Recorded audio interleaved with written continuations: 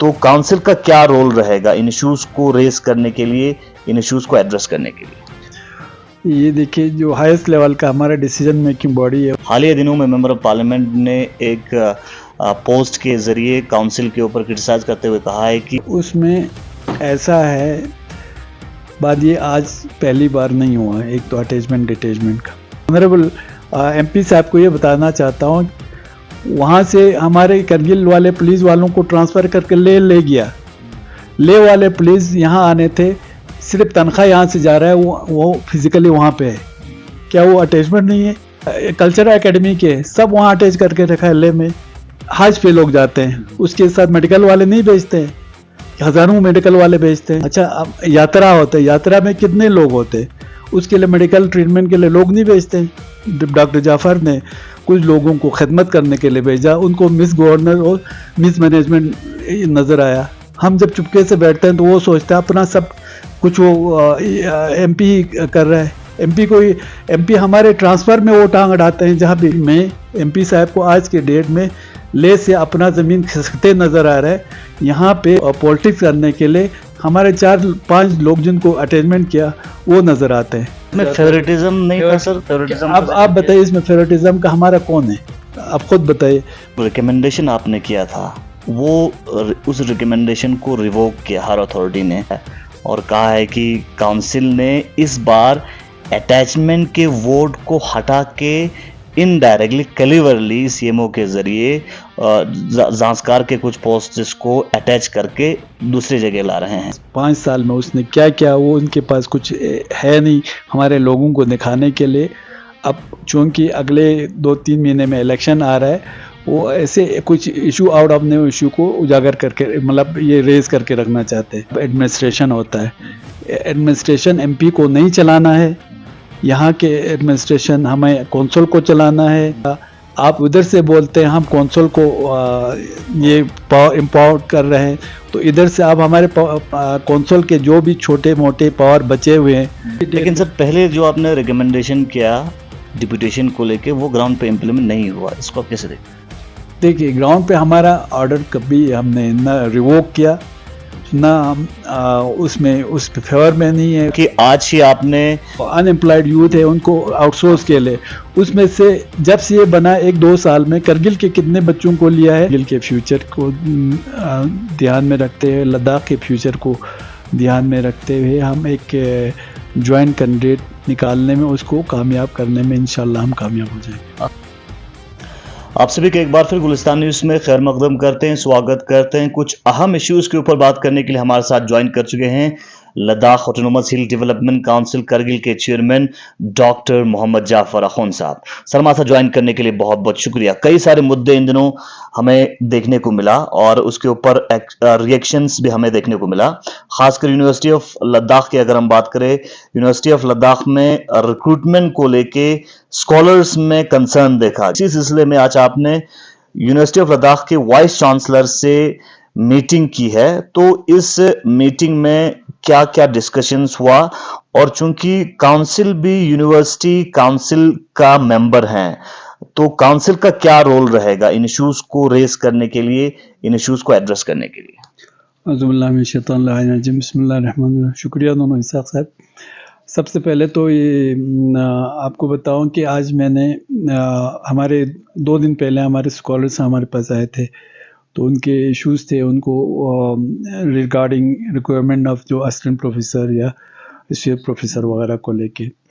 तो उस सिलसिले में मैंने कल परसों ही हमारे ऑनरेबल एलजी साहब को और फिर एडवाइज़र साहब को, फिर कमिश्नर हायर एजुकेशन और honourable vice chancellor university of Ladakh को डीओ लेटर लिखा था, जो बच्चों के कंसर्न थे हमारे स्कॉलर्स के खासकर। तो आज इसी सिलसिले में मैंने वीसी साहब को, यहाँ पे वीसी साहब आए थे, उनसे मुलाकात किया। तो मैंने अपने बच्चों की तरफ से मैंने जो भी कंसर्न थे उनको रेज़ किया, चूँकि मैं लोगों का इलेक्टेड मेंबर हूँ और मेरा फ़र्ज़ भी बनता है कि मैं अपने जो यहाँ के बच्चे उनके कंसर्न को बिल्कुल फोर्सफुली और हाईएस्ट लेवल पे उठा दूँ। तो आज उनसे मैंने बात किया, उन्होंने कहा ये यूजीसी रूल के हिसाब से हुआ है, तो मैंने फिर उनसे ये पूछा कि आप यूजीसी रूल के हिसाब से कहते हैं, तो श्रीनगर कश्मीर में हमारे बच्चे जब जाते हैं तो वहाँ पे वो लोग डोमिसाइल सर्टिफिकेट मांगते हैं, जबकि आपने यहाँ पे हमारे एसटी जो जेएनके के उनको भी यहाँ पे अलाउ किया है। तो उनका ये कहना था कि ये रूल जब बना था पिछली बार जब कौंसिल के ये यूनिवर्सिटी कौंसिल की मीटिंग हुआ था, तो उसमें कहा था कि हमें जेएनके का जो पहला रूल है उसी को फॉलो करना है, उसके हिसाब से इन्होंने वो अलाउ किया है। तो साथ में मैंने कहा फिर ये तो दोगली ये हो गया, जब जम्मू कश्मीर में हमारे बच्चों को अलाउ नहीं कर रहे हैं, यहाँ पे अलाउ कर रहे हैं हायर एजुकेशन में। तो उन्होंने कहा कि ऐसी बात नहीं, आप वहाँ पे भी जो भी टीचिंग लाइन में जो भी एसटी के है हमारे बच्चे भी वहाँ पे अप्लाई कर सकते हैं, वो भी हमारे मतलब वो एलिजिबल है, जैसे ये यहाँ पे एलिजिबल है वैसे वहाँ पे एलिजिबल है। वो क्लियर मतलब उन्होंने करने की कोशिश की। तो दूसरा ये था कि हमारा जो रिजर्व और नॉन रिजर्व जो ये वाला सीट थे, फिर मैंने जोलॉजी का उठाया या केमिस्ट्री का उठाया, उन्होंने कहा जोलॉजी का ऑलरेडी हमारे पास एक है, तो हमने एक ये बना के एज पर यूजीसी रूल हमारे सब मेंबर्स कहते हैं, हमारे यहाँ से भी रेक्टर जो कश्मीर करियल कैंपस के वो भी उसमें मेंबर थे, बाकी थे। तो आज अगर अनरिजर्व है, कहते हैं कल रिजर्व हो जाएगा, तो आज रिजर्व है तो कल अनरिजर्व हो, ये एक मतलब रोस्टर उन्होंने बनाया है, कहता है स्ट्रिक्टली उस रोस्टर के हिसाब से बनाया है। मैंने फिर भी कहा है कि चूंकि मैं बच्चों की तरफ से, हमारे करगिल की तरफ से मैं एक इलेक्टेड मेंबर हूँ, सीसी हूँ, तो मुझे अपने बच्चों का कंसर्न देखना है, तो उनके साथ नाइंसाफ़ी नहीं होना चाहिए, ये मैंने उनको क्लियर बता दिया है। और उन्होंने कहा ये पिछली बार कौंसिल की मीटिंग में ये फैसला हुआ था टीचिंग वाले का, नॉन टीचिंग वाले का उन्होंने कहा एलआरसी जो है एलआरसी मस्ट रखा है, वो भी उधर डिस्कस हो गया। फिर तीसरा हमारे जो क्लास 4 वगैरह जो पिछले 7 साल से लगे हुए थे, उनका भी फिर वो कहने लगे ये तो यूनिवर्सिटी रूल में ऐसा है नहीं। मैंने कहा फिर हम अगली बार जब कौंसिल की मीटिंग उठाएंगे, मीटिंग में ये आपको उनको कहा मैंने, आप उसमें ये प्रेजेंटेशन दीजिए या उनके जो मसाइल है उसको रखिए, फिर हम उसके हिसाब से वहाँ पे हल करने की कोशिश करेंगे। मैं सर आगे इस इशू को टेकअप करने के लिए आपकी तरफ से और भी किस तरह की जो है कोशिश रहेगा, क्योंकि स्कॉलर्स का मानना है अगर इस तरह का एक सेटअप बना तो आने वाले वक्त में ये लद्दाख के स्टूडेंट्स के लिए और ख़ासकर जो स्कॉलर्स के लिए काफ़ी मुजीर हो सकता है, क्योंकि इस ऑर्डर में एक तो जो सब्जेक्ट्स एलोकेशन किया है रिक्रूटमेंट के हवाले से वो पॉपुलर, उनका कंसर्न है कि पॉपुलर डिमांड के हिसाब से नहीं किया है, जिन सब्जेक्ट्स में ज़्यादा स्टूडेंट्स है उस हिसाब से नहीं किया है। दूसरा जो ओपन रखा है एसटी के लिए, ओपन रखा है जेएनके एसटी को यहाँ पे इंक्लूड रखा है, तो क्लस्टर यूनिवर्सिटी में इस तरह के रिक्रूटमेंट क्या मुमकिन हो सकता है? तो इस तरह के इश्यूज को आप आगे पहुंचाने के लिए और क्या कोशिश करेंगे? ये देखिए जो हाईएस्ट लेवल का हमारा डिसीजन मेकिंग बॉडी है, उनका जब मीटिंग होगा उधर भी मैं उठाऊंगा, और अभी भी हमने ये मसला उठा दिया हमारे ऑनरेबल एलजी साहब के साथ भी और एडवाइज़र साहब के साथ भी, और हमारे हायर एजुकेशन के जो कमिश्नर सेक्रेटरी उनके साथ भी। तो ये रोस्टर उसी के हिसाब से यूनिवर्सिटी यूजीसी के रूल के हिसाब से रोस्टर बने हैं, तो उस ये स्टेगनेंट वाला नहीं है, तो ये चेंज भी हो जाएगा और उसी के हिसाब से आगे भी बच्चों को फ़ायदा। मैंने कैटेगोरिकली ये जोलॉजी वाला और केमिस्ट्री वाला मैंने उठा दिया था। मैंने ये भी बताया कि फॉरेंसिक मेडिसिन में हमारे बच्चे नहीं, फिर भी उसमें रिजर्व रखा है। तो उन्होंने कहा कि ये वहाँ के उनके रजिस्ट्रार या बाकी कुछ मेंबर है, हमारे मैडम भी बैठी थी, वो कहते हैं उन्होंने सब ने मिल के ये थारोली डिस्कस करने के बाद ये रोस्टर बना है, और रोस्टर यूनिवर्सिटी के रूल के हिसाब से बनाया। वो कहता है कि अभी वाला आज के डेट में यूजीसी के रूल के हिसाब से वो चल रहे हैं। जी चलिए सर आगे बढ़ते हैं। खासकर कारगिल के अंदर काउंसिल के ऊपर एक तनकीद लोगों का रहता है डिटैचमेंट अटैचमेंट को लेके, और ये चीज़ ख़त्म होते हुए अभी भी नज़र नहीं आ रहा है। हालिया दिनों में मेंबर ऑफ पार्लियामेंट ने एक पोस्ट के ज़रिए काउंसिल के ऊपर क्रिटिसाइज़ करते हुए कहा है कि जो डिप्यूटेशन का एक आपके डायरेक्शंस के मुताबिक कि श्रीनगर जम्मू में कई सारे पैरामेडिक्स को डिप्यूट किया जाएगा ताकि वहाँ पे लोगों को फैसिलिटेट किया जाए, तो उसके ऊपर रिमार्क्स मांगा था। लेकिन उसके फ़ौरन बाद और एक ऑर्डर सीएमओ की तरफ से जारी होता है, उसमें कहता है कि हायर अथॉरिटी की तरफ से क्लियर कहा कि इस तरह के रिकमेंडेशंस को आगे एंटरटेन नहीं करेंगे। उसमें ऐसा है, बात ये आज पहली बार नहीं हुआ है, एक तो अटैचमेंट डिटैचमेंट का। मैं ऑनरेबल के एमपी साहब है हमारे जिमेंग जी, उसको मैं क्लियर बता दूं, आज से कुछ साल पहले भी, अभी भी और बाद में भी उसके ही रिकमेंडेशन पे कुछ जाते थे या कुछ हमारे कौंसल के रिकमेंडेशन पे जाते थे या आते थे, जो भी अटैचमेंट डिटैचमेंट, ये एक सिलसिला है। और आपको एक क्लियर बता दूं कि हमारे कौंसल का प्रेरोगेटिव है, उसमें जब से यूटी बना है उसमें लिखा है कि आपके कौंसल के अंडर कौन से एम्प्लॉयज़ को आप आगे पीछे कर सकते हैं और यूटी का मैंडेट क्या है, उसके हिसाब से हम उस मैंडेट से बाहर नहीं गए हैं। एक ये, अगर हमारा ये करना गलत है तो आज तक जितने भी अटैचमेंट हो, आज के डेट में भी इतने भी अटैचमेंट है, मैं आपको ऑनरेबल एमपी साहब को ये बताना चाहता हूँ कि आज के डेट में हमारे 70 से ज़्यादा पुलिस जो ले के पुलिस वाले हैं करगिल से तनख्वाह लेते हैं, वहाँ से हमारे करगिल वाले पुलिस वालों को ट्रांसफ़र करके ले गया, ले वाले पुलिस यहाँ आने थे, सिर्फ तनख्वाह यहाँ से जा रहा है, वो फिजिकली वहाँ पे है। क्या वो अटैचमेंट नहीं है? क्या वो एसेंशियल सर्विस नहीं है पुलिस वाले? या एमपी साहब को ही लीजिए, वो कहता है मिस गवर्नेंस का बात करते हैं, एमपी साहब फेवरेटिज्म की बात कर रहे हैं। आप एमपी साहब को खुद बता दीजिए उसके साथ पीएसओ कितने हैं, ये पर्सनल सिक्योरिटी अफसर, उसमें से कितने उसके साथ होते हैं और बाकी कितनों को घर पे रखा है या घर पे तनख्वाह देके, क्या उनका मुफ्त में, बाकी सिर्फ मेडिकल वालों को तनख्वाह मिलता है या एजुकेशन वालों को तनख्वाह मिलता है, उनको नहीं मिलता है गवर्नमेंट की तरफ से क्या ये? या वो नहीं, अभी बात मेरा सुनिए आप। अच्छा, कल्चरल एकेडमी के सब वहाँ अटैच करके रखा है ले में, हमारे बाकी डिपार्टमेंट के बहुत सारे अटैचमेंट है। अच्छा, जब मैं खुद कोविड में जम्मू में रहता था, मुझे पता है वहाँ पे इस साल भी कोविड के कुछ केस आने थे, मुझे पता है वहाँ पे हमारे जो लोगों को जब हम ट्रीटमेंट करने जाते थे अंदर जाने नहीं देते थे। मैंने बहुत सारों को वहाँ पे गाड़ी में रह के ट्रीटमेंट किया है।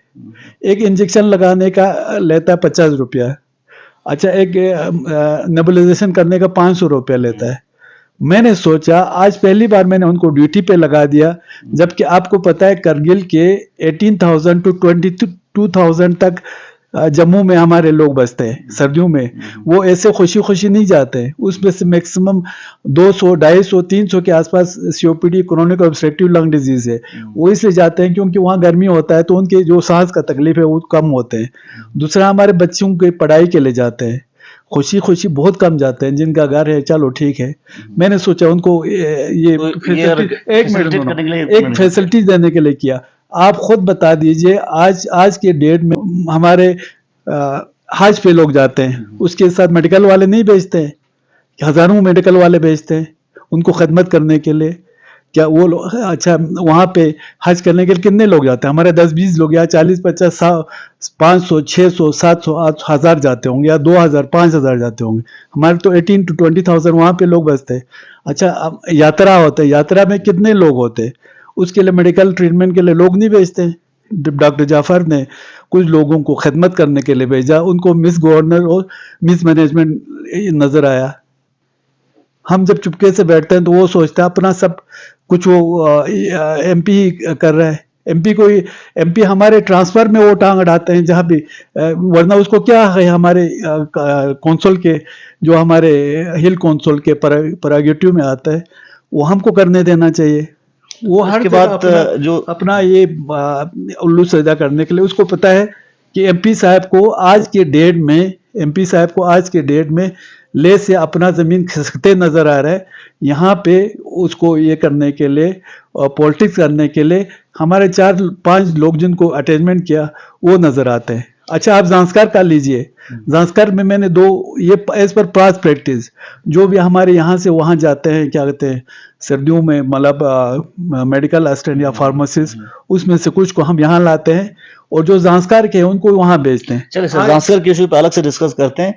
एक ब्रेक लेते हैं, ब्रेक के बाद आपसे फिर से मुखातिब होंगे। ग्राउंड वर्क्स पुले पचिक थोंचू सगा गांज महाजुकपाल तपेर बार गोस्पत जे मिनांगल जों सरकार इस नाना चुलिप चुप्पी फेलुक्स बसेन ताचुई पाइप पुला गांज महाजुकपाल तपेर बचाओ ngati खागेन दोना सरकारी लसिन ngatangachi basil tabir bangenchin ngati na Guncha थिंचा गोकपोना योद्दे दोन सख्यों से नलकाउला रिल्स क्विज दूस बसे नलकाउला गांज मचालू शेन या दोना ठीक दुख दो बसे ना नलका गांज छानाची बेत गरे परवा में जिक्स मजिक्स यांतिना स्टोना प्रेशर कुकर योद्दे ओ यो जामेत पा ओनी प्रेशर इस ट्यू फुते सिटी मल से का रिंग मो रेबेटी पाइप चिक्स कोर प्रेशर पे छूस का से खाओ चुक से ना स्ट्रे का से छू खोल चुक रेबेटी पाइप भी एगो जिक पूगा सोमी नलके का तोक प्रेशर पे छू खोल बना सिटी मल से पाइप पुस छनते लांस पाव नलका नु क्लिप चुचिन दूस गांस पुरसो से नलके छू बुते उचिन इतु जोक दुन गामा रिंग्स पे दम मनबेला स्ताबिन मेत नगतेस वक्त से कार सुंथप सुन बसे नलकाओ गक्स मगस सुक बजाकचा गुनवासा चीर सुंगलुक्स बचाओ ngata sake खागेन Yongshik saklok se gunla chinal kaun gak magak shukpa jaget yang JJM कामयाब बेत जेजेएम लाख से शोक्सना मीमांग से फन तोक्सियन डिप्यूटेशन वाला इशू आया सर, तो आपने अपना पॉइंट्स रखा, लेकिन जो रिकमेंडेशन आपने किया था वो उस रिकमेंडेशन को रिवोक किया हर अथॉरिटी ने। सेकंड चीज, इस तरह से अभी एक बार फिर एमपी साहब इशू लाया है और कहा है कि काउंसिल ने इस बार अटैचमेंट के वोट को हटा के इनडायरेक्टली कलीवरली सीएमओ के जरिए जांचकार के कुछ पोस्ट्स को अटैच करके दूसरी जगह ला रहे हैं, तो इस पे आपका क्या कहना है? देखिए, अटैचमेंट डिटैचमेंट कोई इशू ही नहीं है। ये issue out of no issue बना के बीजेपी के पास कुछ बोलने के लिए मुद्दा नहीं है। खासकर हमारा ऑनरेबल एमपी साहब के पास 5 साल में उसने क्या किया वो उनके पास कुछ है नहीं हमारे लोगों को दिखाने के लिए। अब चूंकि अगले 2-3 महीने में इलेक्शन आ रहा है, वो ऐसे कुछ issue out of no issue को उजागर करके मतलब ये रेज करके रखना चाहते हैं। जहाँ तक जांचकार का ताल्लुक है, जांचकार के कुछ बच्चे कुछ बच्चियाँ यहाँ होते हैं, हम सर्दियों में उनको वहाँ भेजते हैं और वहाँ से कुछ हम बैलेंस करके वहाँ से 2-3 जो हमारे हेल्थ इशू वाले या जिनको हेल्थ प्रॉब्लम होते हैं या कुछ होते हैं इशू या घर के इश्यूज होते हैं, उनको ह्यूमैनिटेरियन ग्राउंड पे सर्दियों में हम यहाँ लाते हैं। ये आज मैं सीसी डॉक्टर जाफर हूँ तो मैंने पहली बार नहीं किया है, ये सिलसिला पहले से चलते आ रहा है और ये हमारे in the interest of administration होता है। एडमिनिस्ट्रेशन एमपी को नहीं चलाना है, यहाँ के एडमिनिस्ट्रेशन हमें कौंसिल को चलाना है। ऑनरेबल एमपी साहब को मैं क्लियर बता दूंगा, आप हमारे ट्रांसफ़र वगैरह में आप हमारे ऐसे कामों में आप मुदाखलत नहीं कीजिएगा।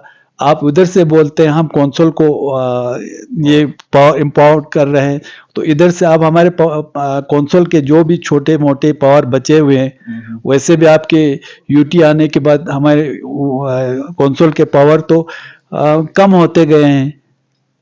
आज से पहले हमको कितने पावर थे जब यूटी बनने से पहले, उसके बाद कितने, ये हमारे ऑनरेबल एमपी साहब खुद जानते हैं। बाकी जहाँ तक जो जांचकार का आपने बताया वो मैंने आपको क्लियर बता दिया। हमारे बच्चे बच्चियाँ यहाँ से जो जांचकार के वो यहाँ से वहाँ जाते हैं और वहाँ वाले यहाँ आते हैं, तो उसमें कोई को हल्ला बोलने वाला नहीं है।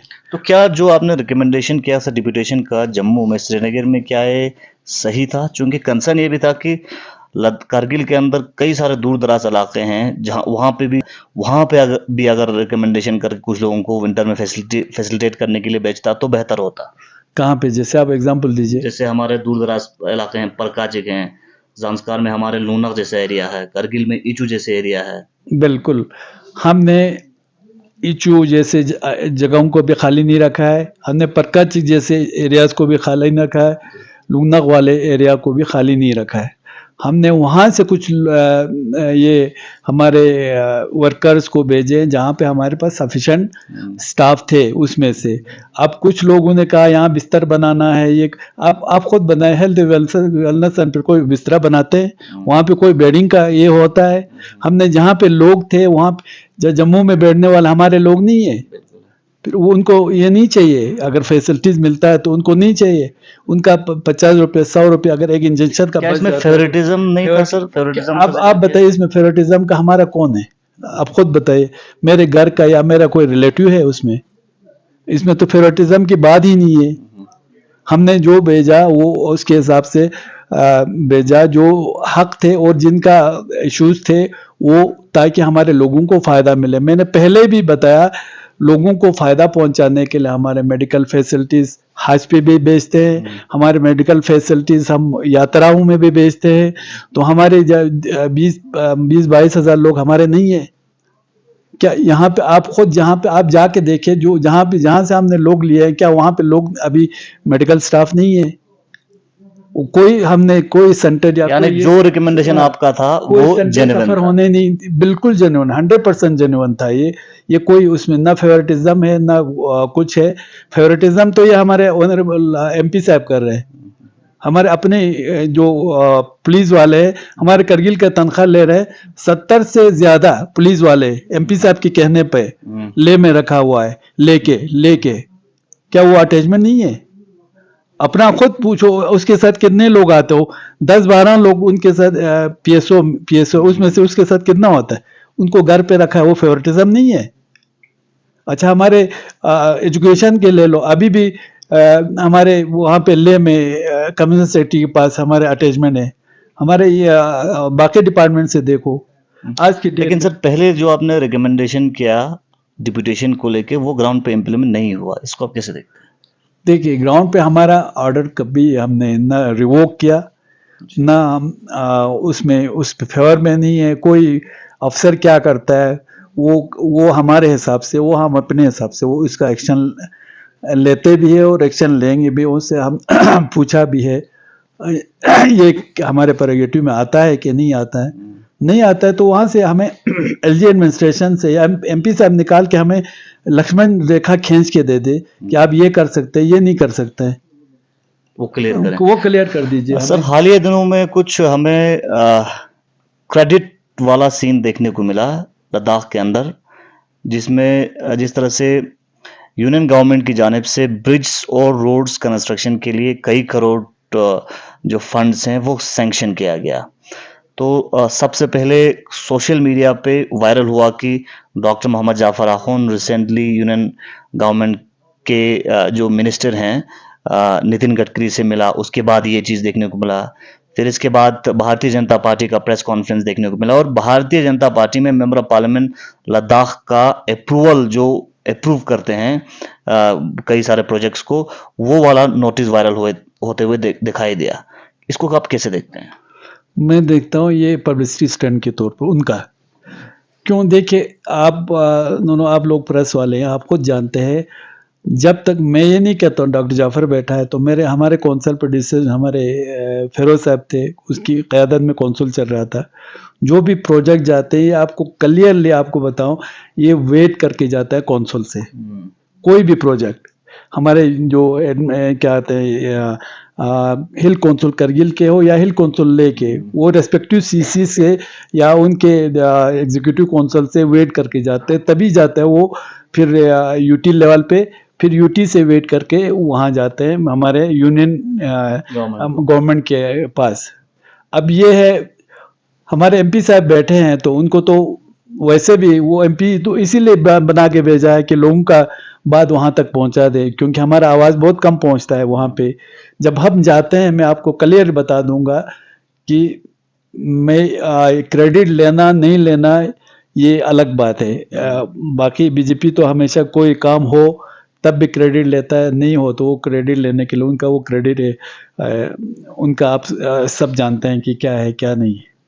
अभी कल बोल रहे थे कि ये हमारे सीसी को आके कुछ दिन ही हो गया, कुछ दिन ही सही, मैं तो जाके हमारे ऑनरेबल जो मिनिस्टर ऑफ ट्रांसपोर्ट उनसे मिल के मैंने कहा ये हमारे यहाँ पे बहुत सारे प्रोजेक्ट आपके पास आए हुए हैं, मेहरबानी थ्रू कर दीजिए। उसमें हमने साथ में ये हमारे पहलगाम रोड भी बता दिया वो भी, और साथ में मैंने जो काम हमारे जोजिला पे चल रहा है, क्योंकि कोई भी काम अच्छा करे उसका शुक्रिया भी करना चाहिए।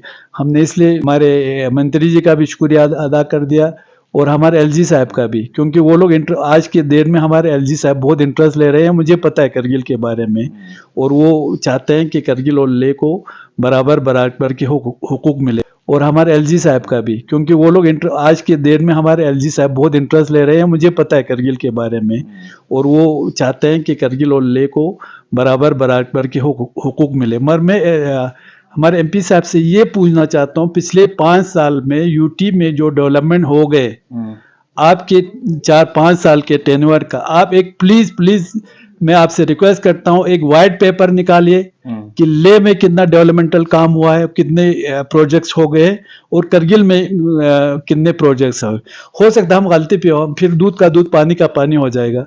अब पिछले 5 साल का अपना वो निकाल के हमें यूटी से एक वाइट पेपर निकलवा दीजिए। अब जहाँ जाता है फिर या तो उनको ले नजर आता है या कुछ निकल के आगे पीछे नजर आता है। करगिल वाला आज तक नजर नहीं आया 5 साल में।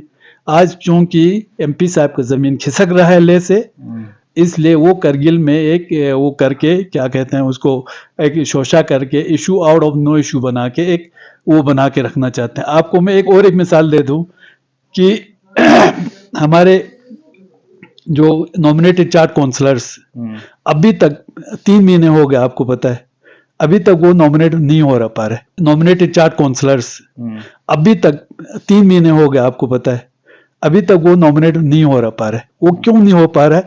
क्योंकि एमपी साहब जानते हैं कि अगर ये अभी से दे दे, ये मैं आपको बता के रखता हूँ, ये मुझे लगता है ये इलेक्शन तक देगा नहीं। क्योंकि आज के डेट में जैसे हम कहते थे एक अनार 100 बीमार वाला, अब 4 अनार है 100 बीमार है। वो उसको उस 4 को इंटेक रखना चाहते हैं ताकि उसके वोट बैंक ना, क्योंकि सबको ये दे के रखा है कि आपको भी नॉमिनेटेड काउंसलर देगा, आपको भी देगा, आपको जितने भी कॉन्स्टिट्यूएंसीज है ना उसमें सबको वादा करके रखा है, इसलिए वो ये करके रखा है। आप मेरा ये बात ये यकीन रखिए, अगर इनका बस चला ये बिल्कुल भी एमपी इलेक्शन तक बिल्कुल वो श्योर नॉमिनेटेड देगा नहीं।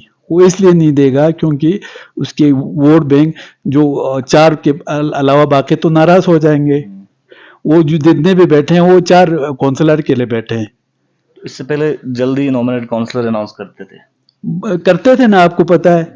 और हमने भी अपनी तरफ से काउंसिल की तरफ से भी हमने रिकमेंडेशन दिया था 4 का, हमने तो बहुत पहले दिया है। हमारा चलो नहीं सुनता है तो कम से कम अपने सुने और लोगों का खिदमत करने के लिए लोगों को भेज दे। चलिए सर, हालिया दिनों में जब आप दिल्ली का दौरा कर रहे थे उस वक्त कारगिल के अंदर जो रेडियो स्टेशन का इशू है 220 केवी और डीडीजी का जो पोस्ट उसके अगेंस्ट हुआ करता था, स्टेशन हुआ करता था, अब नहीं है। और कहीं ना कहीं उसके बाद रेडियो स्टेशन से भी आवाज़ें आने लगी कि करगिल रेडियो स्टेशन को डिसएम्पावर किया जा रहा है। तो आज ही आपने यूनियन गवर्नमेंट अनुराग सिंह ठाकुर के साथ टेलीफोन पे करगिल रेडियो स्टेशन के इशू को एक बार फिर से रेस किया है और उन्नके साथ टेलीफोन पे डायरेक्ट बातचीत की है और लेफ्टिनेंट गवर्नर के साथ भी आपने बातचीत की है। तो क्या एश्योरेंस उनकी तरफ से देखने को मिला? देखिए, उन्होंने इसाक साहब, हो सकता है बीजेपी वाले इसको भी फोटो शूट ये कहे।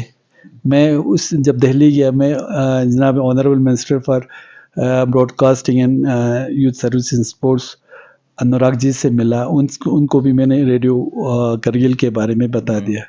मैं साथ में ये भी बता दूं कि उन्होंने उस वक्त भी एश्योरेंस दिया था हमारे करगिल का रेडियो स्टेशन। आप लोग मीडिया में रहे हैं तो आपको पता है, पहले एक फुल फ्लेज रेडियो स्टेशन होता था, अब गठा के छोटा सा एक रिले स्टेशन बना के रखा है। हमने उनसे कहा है क्लस्टर देने के लिए कहा है। बाकी जितने भी जो पोस्ट है, जितने भी एम्यूनिटीज़ है, या जितने पहले हमारे जितने भी प्रोग्राम्स होते थे उनके टाइम को घटा के 10 मिनट आधा घंटा कर दिया है। मतलब मीन्स जब से यूटी बना है डिग्रेड हो गया है, नहीं तो उसको और एम्पावर होना चाहिए था। एमपी साहब से ये पूछे ये क्यों हो रहा है करगिल के साथ। एमपी साहब से ये पूछे हमारे छुतुक हाइडर प्रोजेक्ट के जो एनएचपीसी के लोग थे यहाँ पे, डायरेक्टर या उनके बड़े यहाँ होते थे, अब वो निकाल के ले गया। एमपी साहब से आप ये पूछे हमारे सिटको करके एक एजेंसी है, ये जो अनएम्प्लॉयड यूथ है उनको आउटसोर्स के लिए, उसमें से जब से ये बना 1-2 साल में करगिल के कितने बच्चों को लिया है, ले के कितने बच्चों को लिया है वो पूछे। हमारे पुलिस का रिक्वायरमेंट हो गया 288 पुलिस में से हमारे 76 के आसपास हमारे पुलिस वाले आ गए। उनसे ये पूछे जबकि हमारे बच्चे नीट में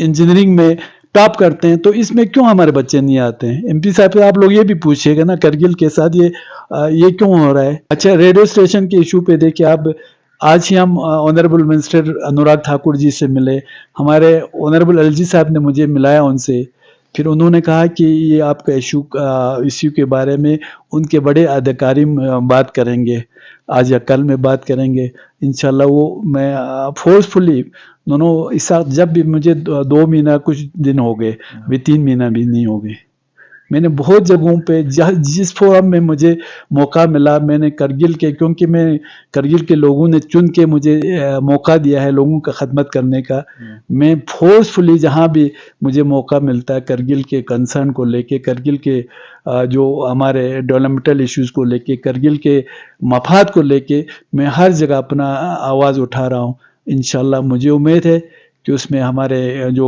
कोलिशन पार्टनर है, ये क्या होता है, इंडियन नेशनल कांग्रेस, हम दोनों मिल के करगिल के मफाद के लिए काम करते रहेंगे, और मुझे उम्मीद है कि हम उसमें काफ़ी हद तक कामयाब हो जाएंगे। बाकी हर एक पॉलिटिकल पार्टी को अपना कहने का हक है, वो डेमोक्रेसी में तो सबको हक होता है, मगर ये है कि इख्तलाफ बरा इख्तलाफ नहीं होना चाहिए।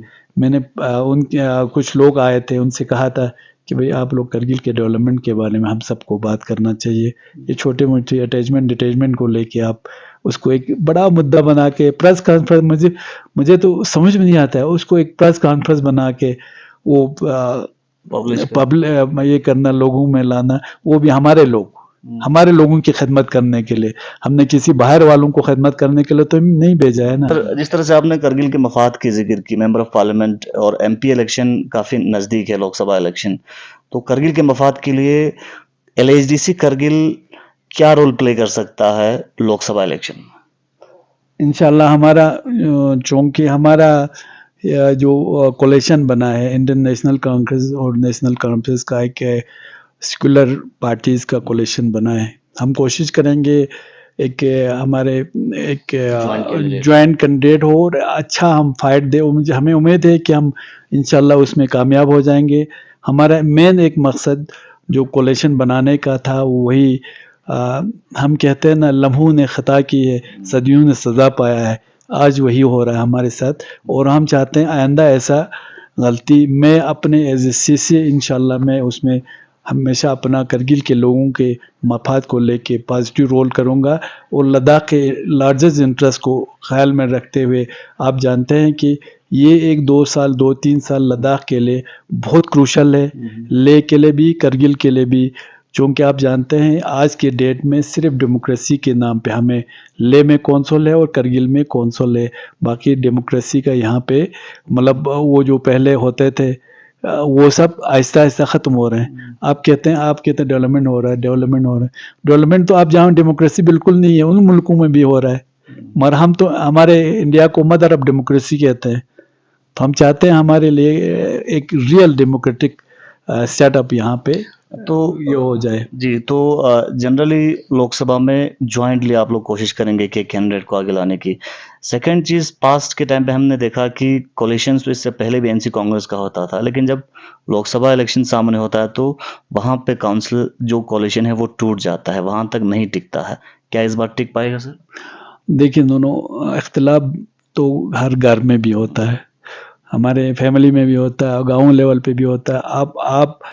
आपने देखा कि हमारा ये इलेक्शन हो गया हिल कौंसिल का, इख्तिलाफ उसमें भी थे, तो इख्तिलाफ होना कोई मतलब डेमोक्रेसी का एक हिस्सा है, मगर मुझे उम्मीद है हम सब उस जो हमारे ऑब्स्टेकल्स है जहाँ पे रिकॉर्ड है उन सब को अबूर करके, मुझे उम्मीद है कि हम सब एक अच्छा करगिल के फ्यूचर को ध्यान में रखते हुए, लद्दाख के फ्यूचर को ध्यान में रखते हुए हम एक ज्वाइंट कैंडिडेट निकालने में, उसको कामयाब करने में इंशाल्लाह हम कामयाब हो जाएंगे। आखिरी सवाल सर, कौन हो सकता है ज्वाइंट कैंडिडेट? अभी तो हम सब मिल के फैसला करना है। आज के डेट में ऐसा कोई कैंडिडेट नहीं है जिसको हम नाम दे सके, क्योंकि जमहूरियत है, उसमें सब डिस्कशंस होंगे, फिर डिलिब्रेशंस होंगे, फिर मतलब कुछ राउंड स्टॉक होंगे, फिर उसमें जाके पूरे करगिल वालों से बात करना है सबसे। हम एनसी और कांग्रेस तो है ही, बाकी हमारे जितने भी जो हाई पावर हमारे ऑर्गेनाइजेशंस है उन सब से भी बात करना है। तो हम सबको ये देखना है कि करगिल के और लद्दाख के लार्जेस्ट इंटरेस्ट, करगिल के इंटरेस्ट और लद्दाख के इंटरेस्ट को ध्यान में रख के हमको एक फैसला करना पड़ेगा, और इंशाल्लाह मुझे उम्मीद है हम उसमें कामयाब हो जाएंगे और एक अच्छा फैसला दे पाएंगे। चलिए, बहुत बहुत शुक्रिया। लद्दाख ऑटोनोमस हिल डेवलपमेंट काउंसिल करगिल के चेयरमैन डॉक्टर मोहम्मद जाफर आखून हमारे साथ बात कर रहे थे कई सारे इश्यूज के ऊपर। आप बने रहे हमारे साथ पल पल के अपडेट्स के लिए। इम्तियाज हुसैन और मोहम्मद जहीर के साथ मोहम्मद इसहाक, गुलिस्तान न्यूज़ के।